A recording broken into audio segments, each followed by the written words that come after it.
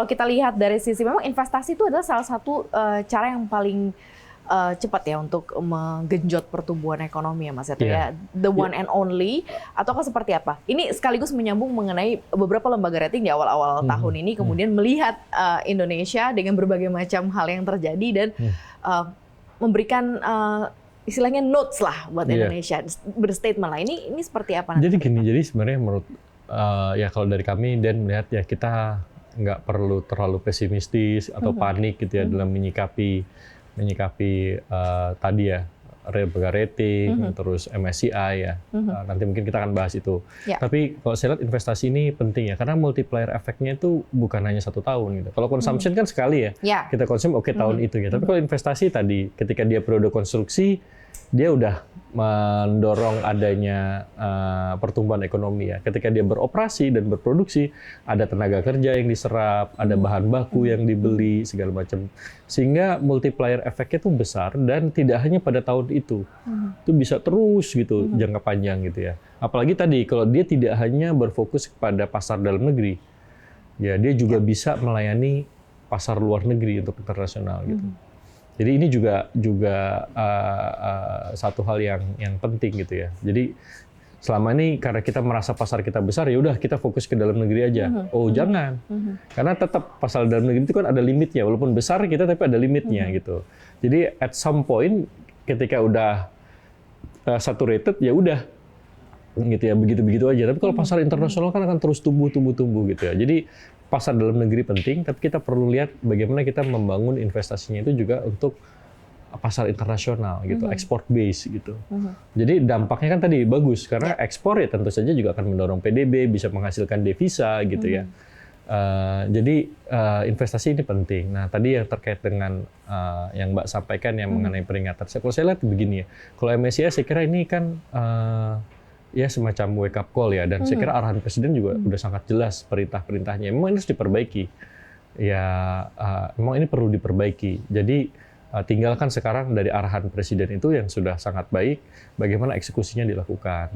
Bagaimana kita bisa memilih tadi Ketua OJK, Wakil Ketua OJK, Komisioner OJK Pasar Modal ya, yang memang orang-orang yang berani gitu ya, tadi untuk melakukan reform dan arahan yang disampaikan oleh Bapak Presiden, berintegritas gitu ya, dan tadi memang memiliki track record yang baik gitu.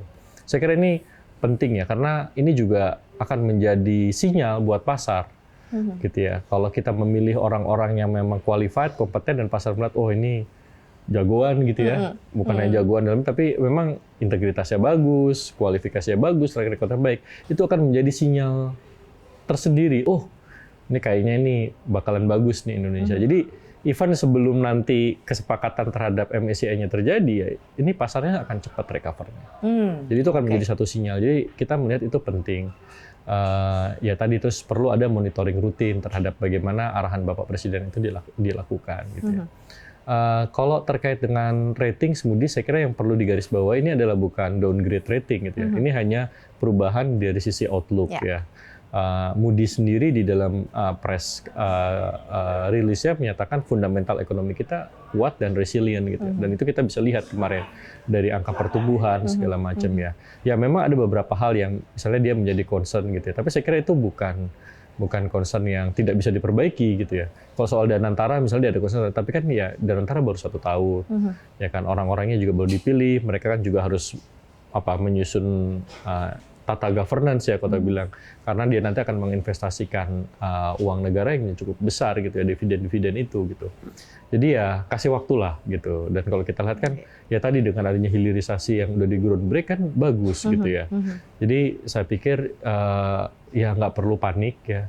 Kita lihat oh ya ada concernnya begini-begini, kita tahu bakal ini akan diperbaiki. Ya nanti kita akan sampaikan progresnya gitu. Jadi menurut saya ya kita lihat kritiknya dari MSCI, kalau memang itu benar ya kita harus perbaiki gitu. Ada arahan Presiden untuk kita memperbaiki.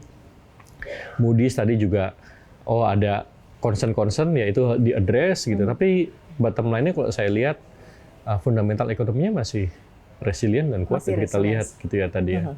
Dari pertumbuhan Q4 gitu. Nanti kita akan lihat Q1 gitu. Ya gitu Mbak. Oke lah ya gitu ya kalau dilihat. Oke, ini mungkin terakhir, apa sebenarnya prioritas kebijakan yang paling mendesak nih untuk menjaga momentum pertumbuhan ekonomi Indonesia ke depannya kalau dari sudut pandangnya Dan sendiri maksudnya? Kalau kita lihat satu ya Mbak, jadi trajectory dari belanja pemerintah ini memang perlu dijaga ya. Artinya penyerapannya harus bagus gitu ya, harus efisien, tepat sasaran, itu tetap perlu didorong karena tadi ini jadi satu fundamental yang kuat gitu untuk memberikan sinyal kepercayaan kepada pasar gitu. Memang nanti perlu ada beberapa hal yang diadres dari sisi pemerintah, yaitu bagaimana kita bisa meningkatkan pendapatan pemerintah gitu ya. Karena dengan peningkatan pendapatan pemerintah ya kita bisa belanjanya bisa lebih banyak tanpa harus melewati defisit 3% gitu kan. Jadi saya kira ini penting. Nah, kalau itu sudah berjalan dan kalau kita lihat dari statement-statementnya Pak Purbaya memang ini menjadi fokus dan prioritas beliau. Yang berikutnya adalah tadi bagaimana kita kemudian mendorong ekosistem, bisa memperbaiki regulasi supaya sektor swastanya berinvestasi. Sektor swastanya bisa mau invest lebih banyak, mau berkonsumsi lebih banyak, itu yang akan menjadi faktor pendorong yang kedua. Bukan angka yang mustahil, Mbak, kita tumbuh 8-9%. Di periode 1985 sampai dengan pertengahan 1990, kita pertumbuhan ekonominya 7-8%. Gitu ya. Tapi kan kita perlu apa yang dilakukan selama periode itu adalah melakukan deregulasi. Bagaimana proses perizinan berusaha itu disederhanakan gitu ya. Dan ini kan sebenarnya tahun lalu Bapak Presiden juga sudah memberikan instruksi spesifik gitu ya. Tinggal kita follow up gitu ya dari para menteri, follow up bagaimana pelaksanaan instruksi dari Bapak Presiden tersebut. Gitu. Kita lihat ya beberapa negara yang melakukan reform cukup masif dan sekarang mereka juga pertumbuhan ekonominya tinggi gitu ya. Itu adalah Vietnam gitu ya. Jadi semenjak dikenakan tarif itu semacam wake up call buat mereka gitu ya. Dia banyak melakukan reformasi, deregulasi ya. Ya kita lihat akhirnya pertumbuhan mereka bisa di atas 7% gitu walaupun dikenakan tarif Trump gitu ya. Jadi kita udah lihat kok ada contohnya. Contoh dari diri kita sendiri di masa lalu kita berhasil dan ada negara lain yang baru saja melakukan juga berhasil gitu. Jadi saya kira ini harus jadi momentum buat kita untuk melakukan tadi deregulasi, penyederhanaan perizinan supaya sektor swastanya mau investasi lagi.